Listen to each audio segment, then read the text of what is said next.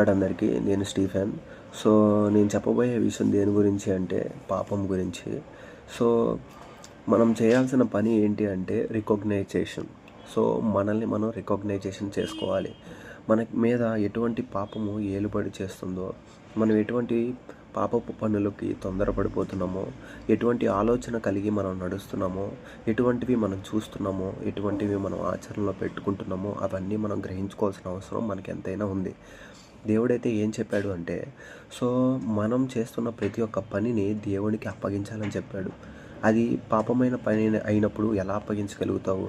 దేవుడు పాపాన్ని సహించడు. ఆయన కోపము ఎంతో భయంకరమైనది. సో మనం పాపానికి దూరంగా ఉందాం. ప్రాముఖ్యంగా దేవుణ్ణి తెలుసుకున్నటువంటి బిడ్డలు ఎవరైతే మారుమనసు పొందారో తిరిగి మళ్ళీ పాపంలోనికి పడిపోయే అవకాశాలు, ఆ యొక్క సూచనలు మనం చూస్తూ ఉన్నాం ప్రతిరోజు.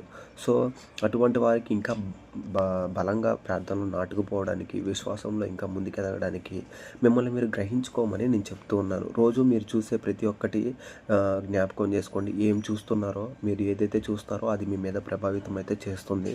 సో పాపాన్ని విడిచిపెట్టండి, మంచి మార్గాల్లో నడుచుకోండి, మిమ్మల్ని మీరు కట్టుకోమని చెప్తూ ఈ చిన్న మాటల్ని దేవుడు ఆశీర్వదించును గాక. ఆమేన్.